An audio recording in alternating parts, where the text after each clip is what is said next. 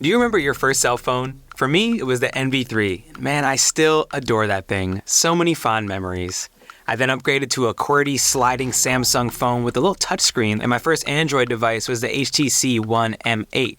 Later, I succumbed to the pressure to jump onto the bandwagon of the iOS ecosystem, really just for iMessage. Like being in high school, what are you going to do about it? Since then, I've been locked into the Apple ecosystem, and I'll admit it does help for things like music production, file transfers, and sharing subscriptions. For years, I've reminisced on the utter joy of the full QWERTY keyboard touchscreen combo like I had on that Samsung phone. The best I'd ever had was that pressure-sensitive, low-res screen. And all we've got now are these dorky, oversized phone accessories and a bunch of broken promises. Then, I decided to go full analog.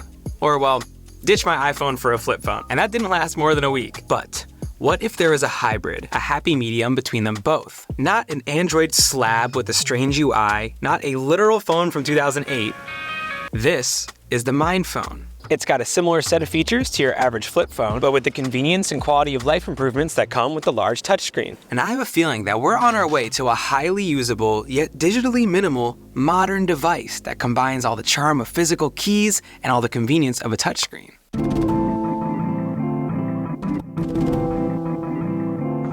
First things first, I unboxed the device, which really nailed that Apple-style drag, even better than Apple did this past year. The phone had a luxurious opening animation, a very rich color on the plastic shell that I very much like, and a screen that's bright and crisp enough to get the job done. The bezels are large, and the build materials are on the lower end, but after all, this device is under $300 with a year-long phone plan included. This is probably a good time to let you know that US Mobile has partnered with Green Touch Devices to sell this item on our shop, bundled with our super affordable Lite plan. But as usual, this review is meant to give you an idea of what using the device is really like, and why I'm really even more excited about the future of this product category. If you haven't noticed yet, the Mind Phone has both English and Hebrew characters on its T9 keyboard. That's because it was designed right here in New York by Ari Greenfeld, the founder of Green Touch Devices. He wanted to give his Orthodox Jewish community a tech upgrade that stays within the limits of their religion, which typically discourages using the internet for entertainment purposes or really anything other than simple talk and text communication. Basically, the idea was there should be an upgraded way to use a basic phone. I later discovered that Ari's community is fully locked in with T9 and likely hasn't used a touchscreen keyboard very much, so it made sense to me for V1 of this product to be a familiar bridge into this more modern world. I gradually worked my way around, getting familiar with widgets, wallpaper, and adding some favorite apps to the dock. It's also worth adding there are some preliminary quirks that need to be ironed out and updated before you can really get this thing up and running. Head to the updater to get all your apps up to date. You can also check in there anytime as updates are coming almost every day. Find languages and input in the Settings app to activate T9 typing. I'm told that in a future update, this will be included on by default. And while you're there, upgrade to the latest OS. I got on the phone to ask Ari some burning questions about why he made this device, and also clarify some of the wonky things that come out of the box. As I heard him talk, it just clicked. This is revolutionary. We're on the precipice of a brand new device category that will preserve the nostalgia and charm of physical keys, but advance the tech for all those quality of life improvements that we so desire. I can 100% understand why all kinds of consumers would want this. Of course, this is huge for the Orthodox Jewish community. It has all the functionality they need and is locked to prevent anything else. So for many, it fits their doctrine. Great example of seeing a hole in the market and filling it.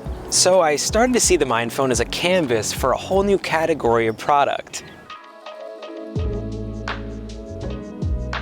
Daily life with the Mind Phone covers almost all the basics that a phone is meant to. The UI is snappy enough since it's not doing anything too taxing. Texting is easy if you're speedy enough on T9, but the on-screen keyboard is always an option too. I loaded up an SD card with some mixes I ripped from YouTube since the device intentionally cannot connect to a computer. And I was able to use wired or Bluetooth connection, which was nice. This music app was a lot better than trying to sort, scrub, and skip on a 4-directional keypad. The camera is pretty much on par with other dumb phone devices at this price point. Nothing to write home about, and that's expected, honestly. Plus, there are 2 rear-facing cameras, but only one of them works right now, which is pretty weird. Call quality in the earpiece was very solid, and the loudspeaker, on the other hand, is probably best suited for voice calls and not playing music or any media. The whole bunch of pre-installed apps get the job done, and I like that.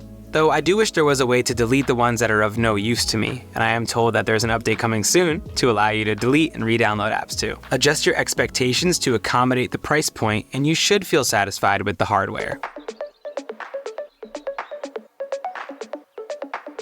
The biggest pitfalls of the device for me are what it lacks in software functionality, but after all, this phone is supposed to be kosher, so I can't really complain there. What's tantalizing to me is to think beyond Mind Phone's kosherness. It's that it actually could do more. When I was going through my era of obsession with getting rid of my iPhone and all the garbage that those apps feed our brains, I picked up the new F4L. I tried doing everything on this phone. Calling, trying to text. I was really committed for a few days there, but it just wouldn't stick. There were two main reasons. Too much missing and too much friction. Some of the crucial functions missing for me were NFC, tap to pay. Like once you got it, you don't want to get rid of it. A simple internet browser just for scanning QR codes at restaurants or on flyers or doing like a really basic Google search. GPS for finding things or navigating down the road. Music streaming services, just a convenience we've gotten so used to.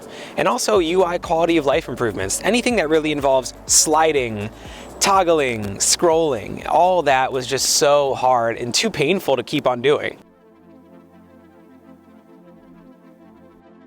I want that gaping NV3-shaped hole in my heart to be filled by a device that fits the bill for modern living but doesn't sacrifice the beauty of tactile typing. Why not have a full QWERTY keyboard that also has features like GPS, music streaming, RCS messaging? Tell me why. The Mind project is perfect for the Orthodox community, as well as users who want to go minimal with their tech without moving at a tortoise's pace. I could also see this device being popular for kids, maybe like a backup phone you keep in your glove box. This thing does retain battery really well. I envision this product category evolving so no one ever has to use a flip phone again. With Mind Phone, you're truly using a day zero product as it stands right now in early 2024. This is the very first version and a very early software release. It's been out for a couple of days. You're going to encounter bugs, but you're also going to encounter fixes and feature requests being fulfilled within days or even hours of requesting them. So yes, you truly get to be part of a community that shapes the future of Green Touch. This phone is bridging the gap between a flip phone and an affordable Android. I would recommend it to you if you're looking for some quality of life improvements to those tasks that just suck on a keypad. Be prepared for constant updates, but know that you literally can call Ari at any time with bug reports or feature requests.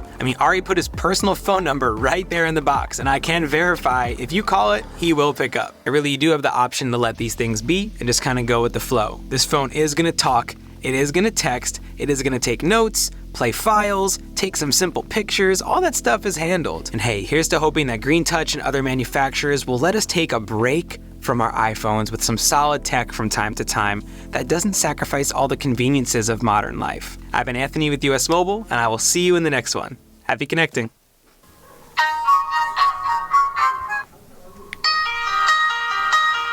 No.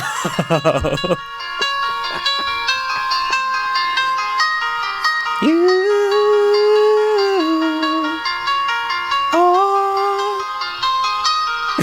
are unreal.